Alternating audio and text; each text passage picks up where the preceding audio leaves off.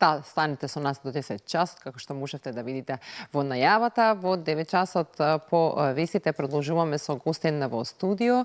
Она кое што не беше изминатите денови актуелно околу семејното насилство и прашања кои што прашалници на вести на секој пат имаме во нашите глави. Гостин ни е Зоран Костов, кој што е психолог и со кој што ќе поразговараме на оваа тема, ќе се обидеме на некој начин да дадеме одговор на овие прашања.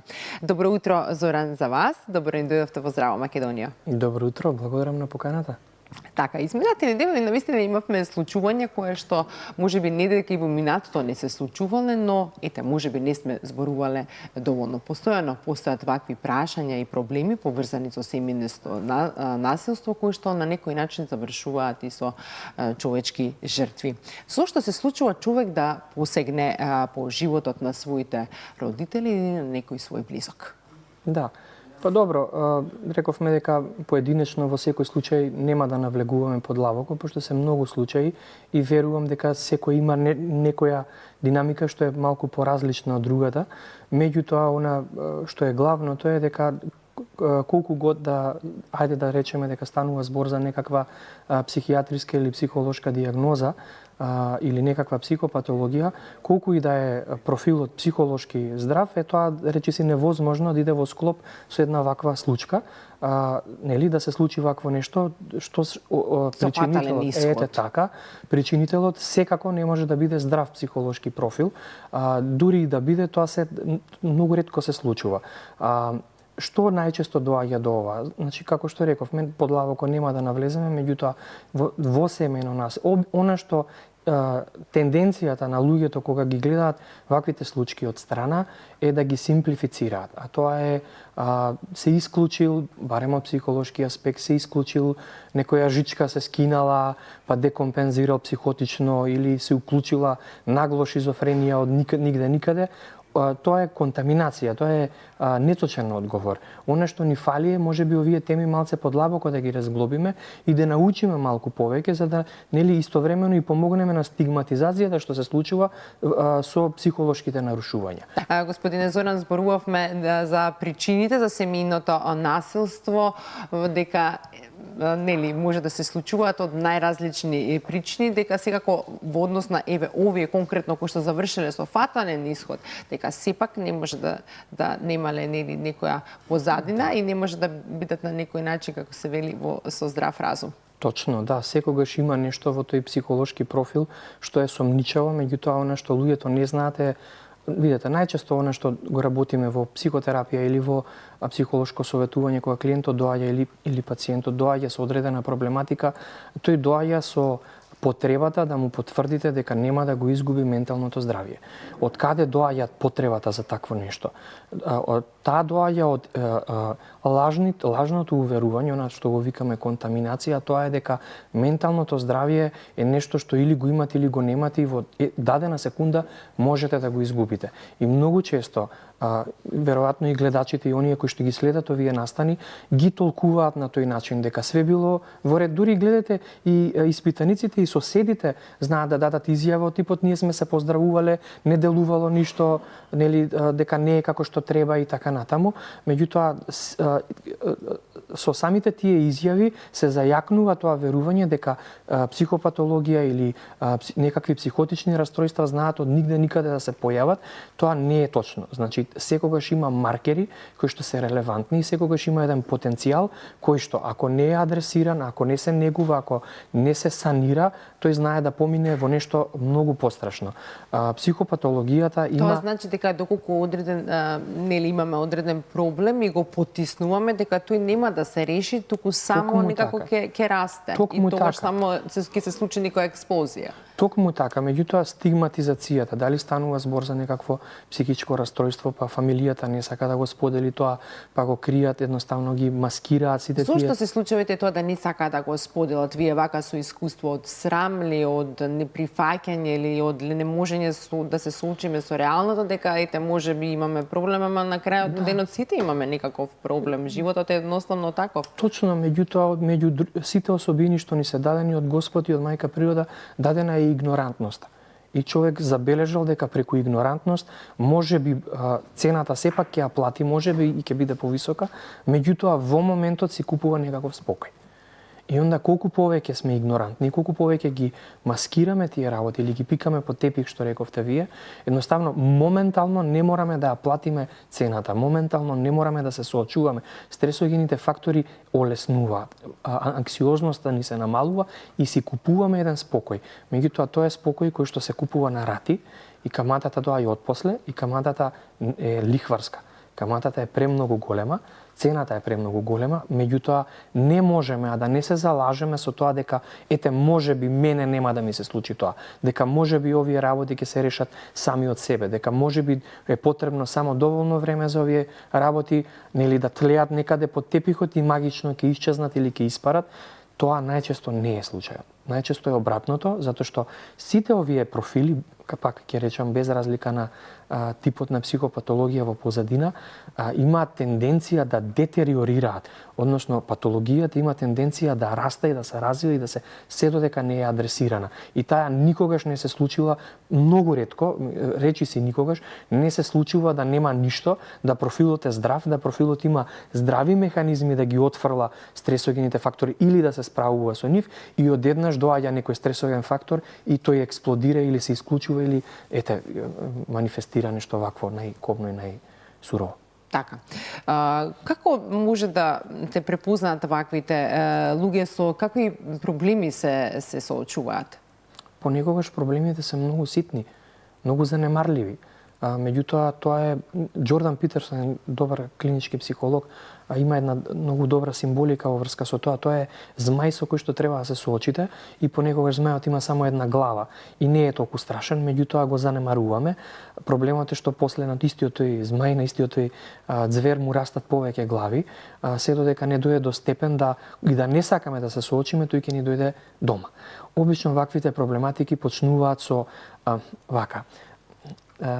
Да, пак се тоа стресогени фактори, пак се тоа секојдневни работи кои што го прават животот тежок. Никој, видете, од праксата сум забележал, иако луѓето најчесто ке мене доаѓаат со проблематики, не доаѓаат со убави работи, меѓутоа дури и да дојдат со една проблематика, кога ќе раскопаме ни животот на тој човек, секогаш наоѓаме една таква богата приказна, полна со непредвидливи и стресогени фактори и тегоби кои тој човек требало да ги носи. Скоро и да не познавам човек кој на свој плеки не носи некаков проблем. Работата е во тоа што немаме опција да го префрлиме тој товар во туги раменици или во туги раце.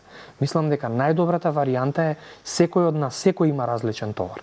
А секој сака да верува дека неговиот товар е потежок од тој на комшијата. Дека тој мора да се справува со многу, дека животот за него е по-нефер.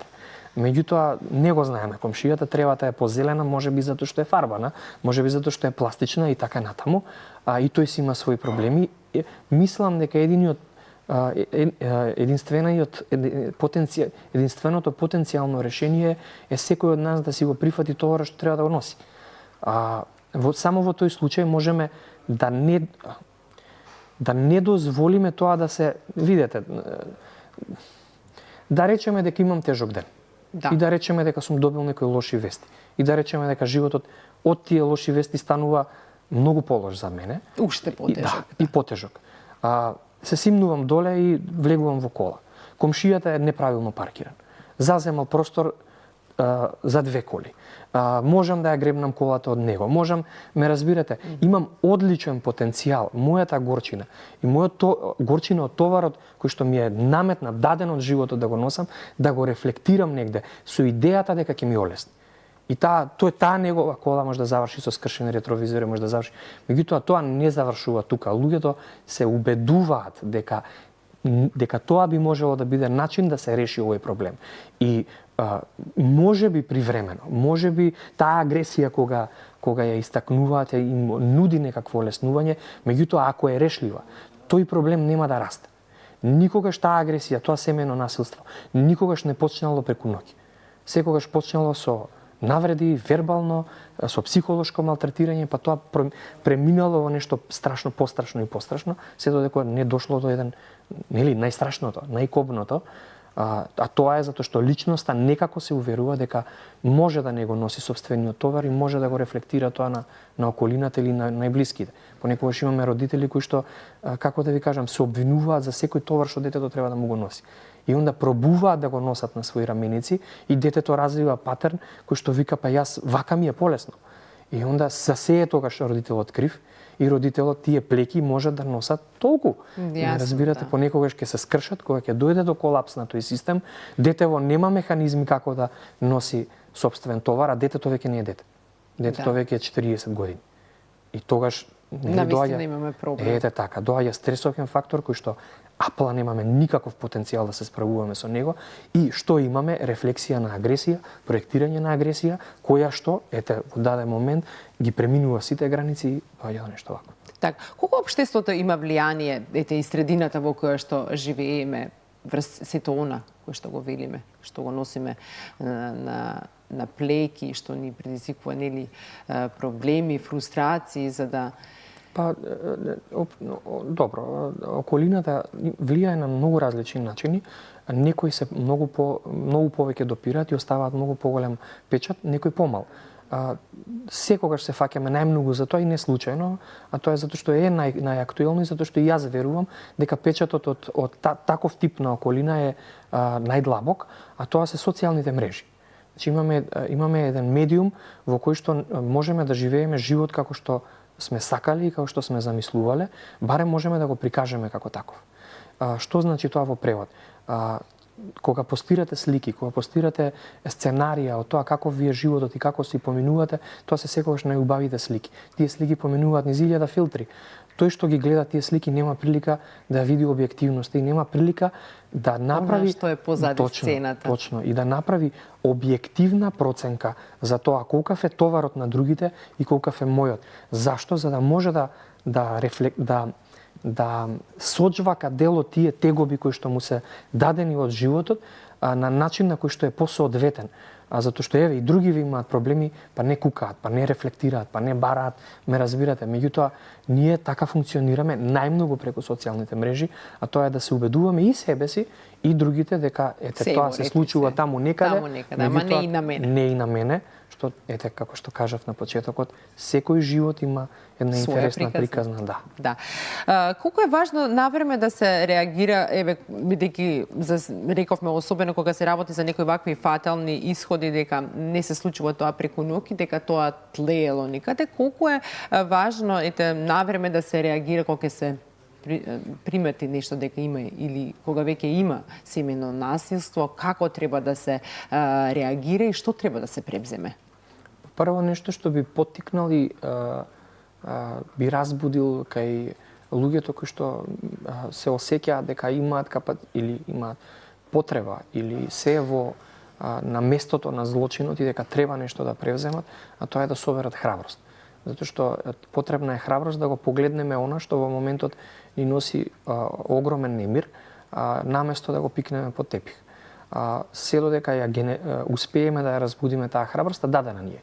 На секој од нас во нервниот систем е дадена како потенцијал и тоа можеме да ја разврзиме темата премногу и во таа насока од биолошки, од физиолошки аспект, да луѓето веќе науката веќе има докази за тоа. Дека имаме системи во нас, дел од нервниот систем, кои што функционираат како потенцијал и кои што до нас ни е дадено, дали ќе го разбудиме тој потенцијал или не, дури и храброста. Храброста како еден нетворкинг, како една невронска мрежа, тлее во нас како потенцијал кој што треба да го разбудиме со нејзина примена. И онда од кога ќе го разбудиме имаме многу повеќе прилики и капацитети да го погледнеме тоа што не плаши во очи. Како тоа иде понатаму? Се едуцираме. Читаме на тие теми. Понекогаш кога читаме многу непријатни работи. Тие се стресогени, се плашим. Што се случува? Знаете како е за еден родител кој што приметува нешто дека не е уред со неговото дете, Па да, не е лесно, сите сме родители. Ете така. И навистина не е лесно, но тоа не значи дека не треба да се соочиме тоа, да некако си го признаеме. Точно, меѓутоа храброста е таја која што ќе не изложи на тоа колку год да е страшно, да ние можеме да прво пред се да се информираме. За што станува збор? До каде се моите капацитети, до каде е мојата моќ, што можам јас да направам во врска со ова. Дали можам нешто да преземам? Нели да не се обвинувам за нешто што не можам да преземам. Меѓутоа, ако нешто можам, зошто да не го направам тоа? Поготово ако може да резултира со подобрување со такви работи. Би рекол дека тука би можело да се почне. Секогаш кога нешто ни е сомничаво, нели да го адресираме, да не се плашиме, колку можеме. Тука за тоа се професионалците. Да сме. Да, на некој начин имаме прашање и за сите оние кои што не гледаат, да ги охрабриме, еве, доколку чувствуваат нешто или насетуваат нешто, да ги охрабриме да бидат храбри, да разговарат, да го постават, што сте вели, проблемот на маса, да не го ставаме под тепих, дека само така и ќе расте, туку да го чекор по чекор, можеби некој пат треба помалку време, некој пат треба повеќе време, но проблемите се решаваат. Точно, апсолутно. Би ја земал приликата да не ги охрабрам хипокондријаците и оние луѓе кои што се анксиозни и упорно бараат некакви проблематики. Затоа се професионалците. Google може да најде проблеми таму каде што нема, меѓутоа вие треба да соберете храброст, нека почне со Google. Затоа после имате професионалци со кои што можете да ги споделите тие стравови, кои што може да направат детална слика, детална анализа и да ви кажат дали станува збор за некаква проблематика и дали треба да се реагира и да навремено да се посвети внимание на тоа. Така, али од она исто така стереотипот кој што вели дека кога ќе појдеме на психолог, значи дека автоматски нешто ни фали. Не е така. Едноставно живееме некако, барем денеска, живееме брз начин на живот и јас сепак го сметам разговора со професионалци, зашто навистина е поразлично. Еве, овој муабет да го сега мој соговорник е другарка или пријател кој што едноставно има животно искуство, меѓутоа ќе го раскажат низ нешто што е свое. Вие тоа го кажете што се вели непристрасно и она како што е. Навистина многу значи да разговорот за даден проблем или за нешто што се сомневате, појдете и разговарате со професионалец. Како да се превенираат ваквите несакани појави кои завршуваат со човечки жртви, ако можеме некако да го заокружиме разговорот со ова прашање? Па добро, ова прашање е малце слично на претходното. Значи, превенција најмногу преку анализа, диагностика, ако станува збор за да речеме некое психолошко нарушување, не секогаш. Значи, обично психолошките нарушувања не водат до вакви ситуации, најчесто станува збор за психопатска структура на личност, со која што многу ретко работат психолози, повеќе работат специјализирани психолози или институции од типот казнено-поправни домови, затвори и такви работи. Тоа е една цела различна проблематика, меѓутоа сепак има професионалци кои што работат на тоа. Нешто би коригирал само за секунда за претходното нешто што го кажавте, а тоа е ако идам на психолог не мора да значи дека имам проблем, а јас поинаку ја поставувам тезата, а тоа е имате проблем, меѓутоа сите имаме проблем.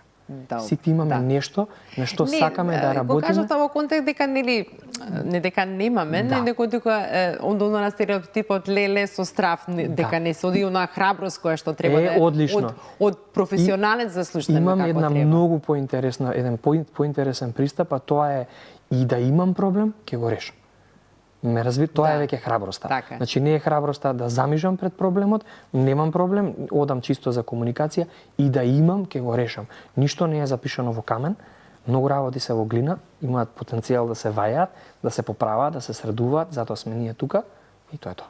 Да, токму затоа, бидејќи животот едноставно е таков, ни носи едно секојдневие најразлично, никој пат не знаеме нели што ни носи новото утро, животот не е рамна линија, постојано ние со амплитуди ни се случуваат најразлични нешта со кои што секако дека можеме да се справуваме, но како без да ги игнорираме, да сме похрабри и да како препорака една ваша, што би било да нашите гледачи? Да не замижуваат пред проблемите, да имаат доволно храброст и доколку сметаат нешто да дојдат едноставно до... Да, може и тоа да биде. Овој пат може да немам најсоодветна порака. Никој од нас не бил без проблеми. Проблемите не се имаат најчесто грешлив карактер. Може би тоа решението за вас не е баш тоа што го посакувате, меѓутоа има решение, така да веројатно доаѓа потежок живот за сите нас. Животот станува исклучително тежок и она што имаме како опција е да го погледнеме во очи и да се соочиме со со истиот и нормално со тоа соочување ќе го направиме подобар и полесен за идните генерации. Така. Зоран, ви благодарам многу што ова утро бевте со нас и на вака малку осетлива тема, но верувам дека и вие уживавте во разговорот.